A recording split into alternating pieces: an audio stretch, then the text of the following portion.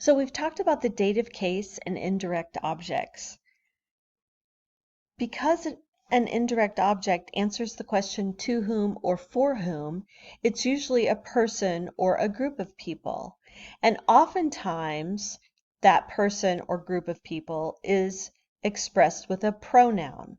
For example, I'll buy you a car. I buy what? Car, accusative. For whom am I buying it? You. You is a pronoun and you is an indirect object, answering the question for whom. So I thought we should take a look a little bit more in depth at the pronouns and their cases. So if you notice at this chart here, we have our nominative case pronouns, and we learned these in German 1, and I know you guys all remember them. I, you, he, she, it, we, they, you formal, and you guys. These pronouns are used as subjects of sentences. And then we did our accusative case unit, and accusative means direct object. So we have mich, dich, ihn, sie, es, uns, sie, euch. Now we have our dative case pronouns. These are the pronouns that you will use as an indirect object. Now in English, we really only have these two, right? I and me. Well, in German, we're going to add another me. And this me is going to be mir. I, me, me. This me is a direct object. This me is an indirect object. Now in English, we have it pretty easy here with the you column. You, you, you.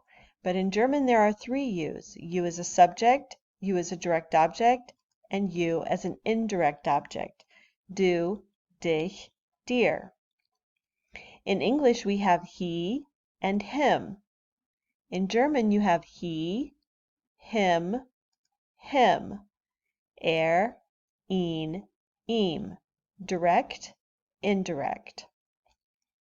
Now this is where it really departs from English. In English we say she and her.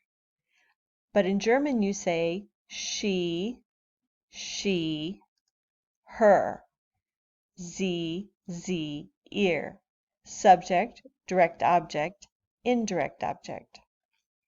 In English we have it easy. It, it. In German, es, ihm.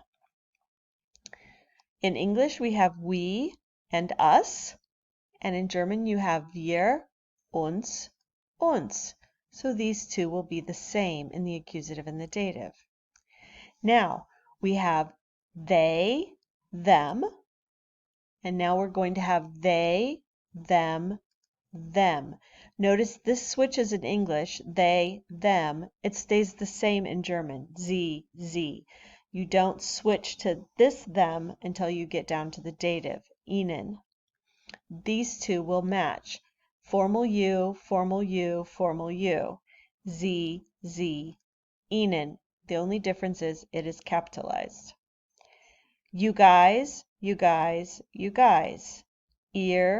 euch. I always think of a little pig saying euch.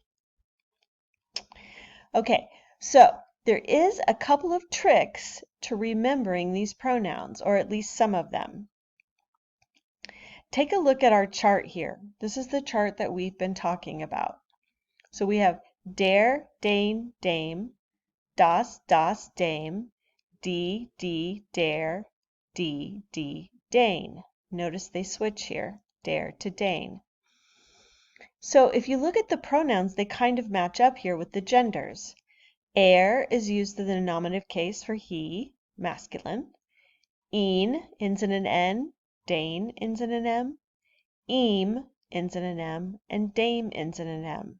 So the pronouns follow the gender. Here are our neuters. Das, dame. Notice how das stays das, s stays s. When it switches to dame, it switches to ihm. Die, der. These are your feminines. She, her. Sie, ihr. D stays D, Z stays Z. And the ear, R, matches the dare. Then we have our plurals, and this would be like saying they, them, them, the plurals. D, D, Dane. D stays D, Z stays Z, Dane ends in N, Enan ends in N. Just a little helpful tip to help you remember the pronouns.